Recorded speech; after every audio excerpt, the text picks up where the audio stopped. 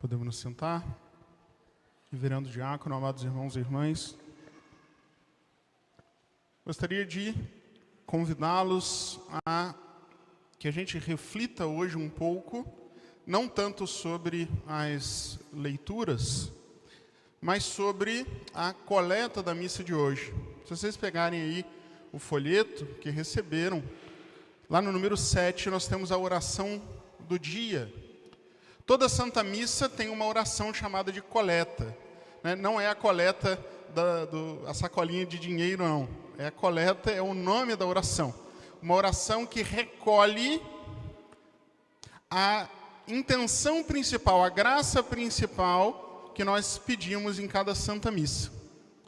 E a coleta de hoje, que está aí no número 7, diz assim: concedei, Senhor, vos rogamos, que o vosso povo evite as influências diabólicas, e a vós somente, ó Deus, sirva com pureza de alma.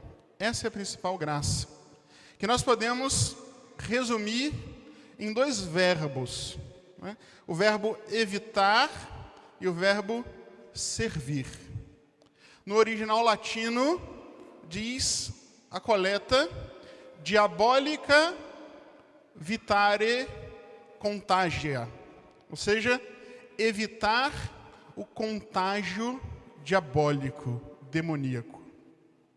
Nós que vivemos nesse tempo, que passamos pelo pesadelo sanitário dos últimos anos, sabemos muito bem o que significa a palavra contágio. A igreja nos coloca na situação de quem precisa se prevenir de um contágio. O demônio é como uma doença, o demônio é como um vírus, que a gente tem que evitar. Mais do que a gente procurar remédios para ficar curado depois de estar contaminado, o que também é importante, mas ainda mais importante é que a gente se prepare para que a gente não fique contaminado pelo diabo. Diabólica vitare contagia. E a analogia com um vírus é muito propícia, porque São Paulo, ele mesmo fala que o demônio, ele fica como que espalhado pelos ares, né? Ou seja, a todo lugar, todo momento, o mundo jaz no maligno, está repleto da influência do mal. Uma vez, Cleonice Morcaldi, que era a principal filha espiritual do Padre Pio, perguntou para ele: padre, é verdade que o ar está cheio de demônios? E o Padre Pio respondeu: minha filha, se cada um deles fosse materializado em um grão de areia, seria suficiente para cobrir o sol. O demônio, diz São Pedro, ele está a todo momento nos rodeando, todo momento procurando devorar-nos. E é por isso que nós precisamos viver num constante estado de alerta para que a gente não se deixe contaminar por ele. Como que o demônio tenta nos contaminar? O demônio, ele não tem poder para por si mesmo nos atingir. O demônio, ele só vai nos contaminar, só vai nos ferir se a gente se aproximar dele. E para que a gente se aproxime dele, ele tenta nos atrair. E o demônio, ele nos atrai de duas formas: diretamente ou indiretamente. Diretamente é quando o demônio quer que a gente acredite que ele é quem nós devemos servir, que ele é bom para nós. E assim o demônio vai conseguindo discípulos. E, amados irmãos, é muito triste a gente pensar e a gente enxergar que cada vez mais o demônio trabalha dessa maneira, de forma aberta no mundo. Que cada vez mais nós vemos por toda parte, sobretudo na cultura, o demônio mostrando a própria cara e as pessoas ainda achando bonito e correndo atrás. São aquelas pessoas que se sentem atraídas pelo diabo. Depois que o materialismo foi cada vez mais mostrando-se falido, as novas gerações são chamadas e atraídas pelo espiritualismo. E ao mesmo tempo que nós vemos e agradecemos a Deus, como as novas gerações têm pessoas que buscam com tanta sinceridade a Deus nosso Senhor, que tantas conversões vêm acontecendo no mundo inteiro, ao mesmo tempo, o outro lado da moeda é que cada vez mais também pessoas são atraídas diretamente para o culto do demônio. E assim, amados irmãos, o demônio vai conquistando, sobretudo, os adolescentes, os mais jovens, mostrando-se como alguém que vai entregar para eles aquilo que eles procuram, a satisfação interior, a paz interior que só Deus pode dar. Evidentemente, na maioria das vezes o demônio nem recorre a esse artifício, mas a um outro que é mais eficaz.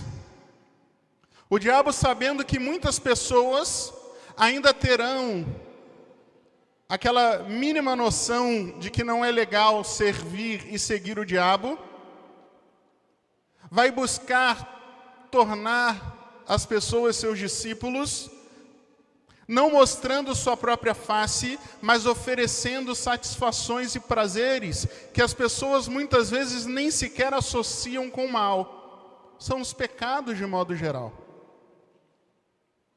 O diabo vai oferecendo prazeres da carne, luxúria, avareza, intemperança. E assim, de uma forma silenciosa, quase que assintomática, vai fazendo com que as pessoas vivam uma vida demoníaca, sem perceber. Amados irmãos, a doença que o demônio implanta no nosso coração é a falta de amor. Todas as vezes que nós deixamos de amar a Deus sobre todas as coisas e amar ao próximo como a nós mesmos, é porque nós estamos contaminados pelo demônio. O demônio, ele vai nos fazendo acreditar que somos nós que precisamos ser o objeto do nosso próprio amor. Até o próprio nome dele já explica. Diabo significa aquele que divide. Todas as vezes que nós dividimos o nosso coração com outra coisa que não é Deus, então nós estamos caindo nas artimanhas do diabo. E é por isso que a coleta fala não só da importância da gente evitar o contágio do diabo, mas que a gente também somente a Deus sirva. Sectare. Sectare solum Deum, ou seja, somente a Deus a gente segue, somente a Deus a gente serve. E esse somente é muito importante, porque Deus não quer um coração dividido. Como tantas vezes o nosso Senhor explicou, não podeis servir a Deus e ao dinheiro, porque ou você serve um e despreza o outro, ou despreza o outro e serve um, não é assim? Solum Deum sectare, seguir somente a Deus. De que maneira? Puramente. Ou seja, com a mente pura. Com a mente pura significa sem mistura de outras coisas, sem mistura de outros amores que vão contra Deus. É por isso que no Evangelho nosso Senhor fala, o primeiro mandamento é amar o Senhor teu Deus de todo o teu coração, de toda a tua alma, de toda a tua mente, sem parcela nenhuma que fique de fora desse amor. Porque a partir do momento que a gente tira uma parte para tirar de Deus, para oferecer a outra coisa, a gente está fazendo o papel de diabo, de quem separa. Se vocês olharem aí, para a gente comentar uma outra parte que normalmente a gente não comenta na missa, no número 11 do folheto, nós temos a antífona de ofertório, que diz assim, é Daniel 9, 17 e 19. Eu, Daniel, orei a meu Deus, dizendo, atendei, Senhor, às preces de vosso servo, fazei resplandecer a vossa face em vosso santuário, e olhai benigno para este povo, sobre o qual, ó Deus, foi invocado o vosso nome. Para que a gente tenha um exemplo concreto daquilo que o padre está tentando transmitir para vocês, vamos recordar um pouquinho da história do profeta Daniel. Para a gente entender o que significa evitar o contágio do diabo e servir somente a Deus. Daniel era um daqueles tantos jovens que foram tirados da Terra Santa e levados para a Babilônia, no período do cativeiro. Nós estamos aí mais ou menos 500 anos antes de Cristo. O povo de Israel foi tirado da sua terra, da terra da promessa, e levado para um lugar estrangeiro, para um lugar inimigo. Só que Deus abençoava Daniel. E Deus deu a Daniel muitos dons, muitas graças. E isso foi fazendo com que Daniel, mesmo sendo estrangeiro, se destacasse aonde ele estava, lá no território inimigo. E aquelas pessoas pagãs, que eram muito supersticiosas e muito preocupadas com os sonhos que elas tinham, encontraram em Daniel alguém capaz de dar uma verdadeira interpretação para os sonhos, assim como muitos anos atrás José tinha feito no Egito. E assim Daniel foi ganhando uma certa ascendência e um lugar de destaque. Daniel foi ficando uma pessoa tão importante que ele era chamado para participar dos banquetes do rei. Só que Daniel, sendo fiel à lei de Moisés, não se deixava contaminar. Os judeus, vocês sabem, não podem comer carne de porco. E nos banquetes, em nenhum momento, Daniel se deixou ferir a lei de Moisés para ficar bem diante dos homens. E mesmo sem comer as carnes que eram oferecidas no banquete, Daniel era ainda mais forte do que os outros, porque ele tinha dito aos servos do rei, meu senhor vai me manter forte, mesmo sem me alimentar, porque eu não posso ferir a lei do Senhor. E Daniel estava naquele lugar sem ser como eles, como nós somos chamados a estar no mundo sem ser do mundo. E o tempo foi passando, e mesmo com a mudança de rei, Daniel continuava alguém importante na Babilônia, até que veio o reinado de Dario.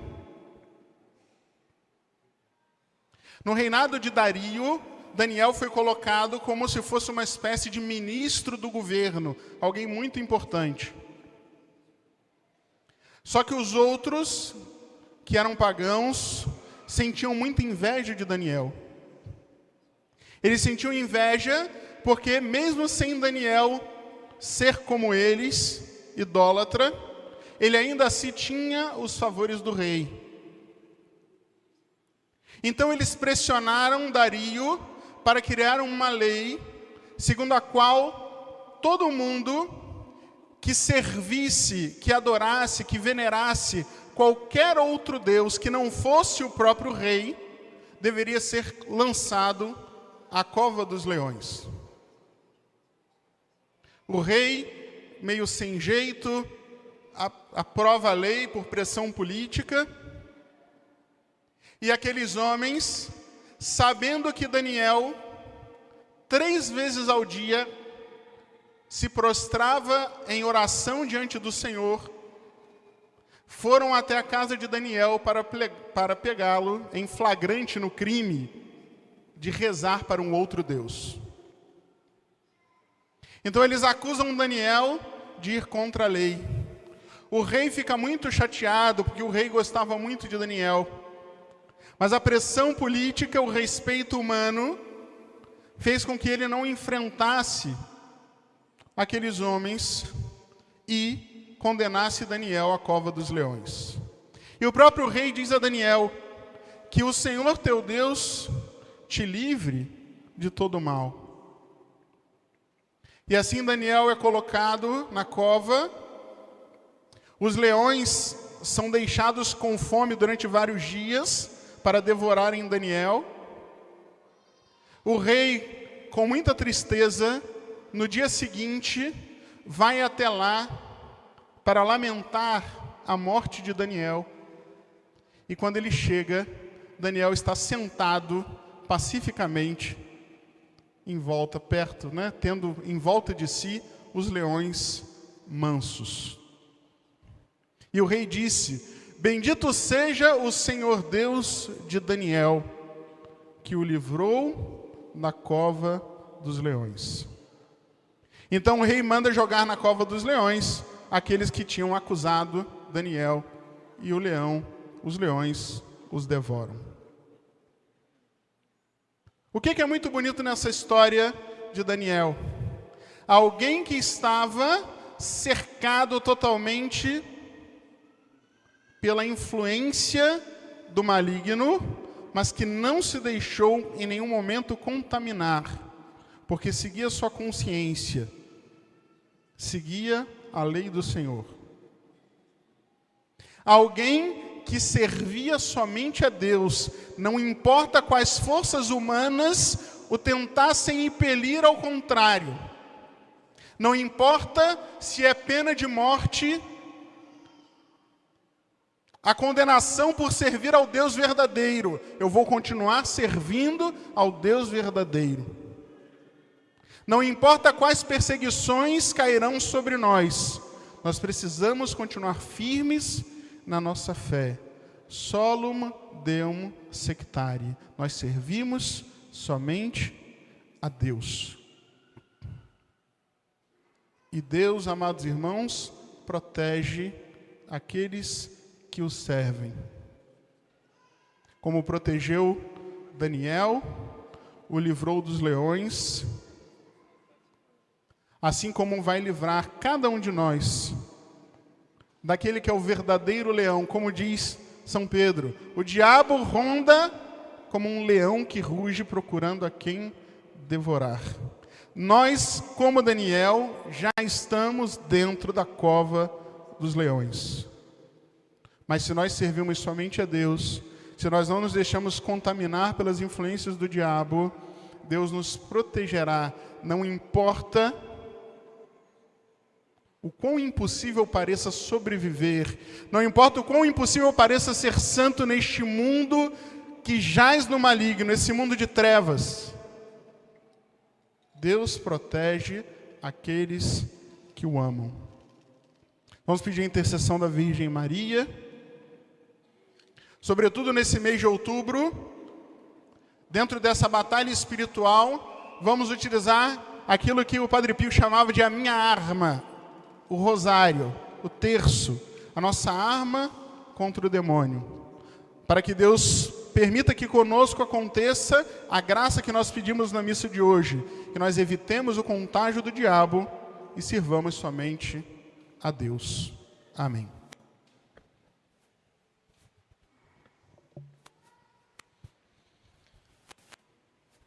Cantemos com firmeza e convicção a nossa profissão de fé.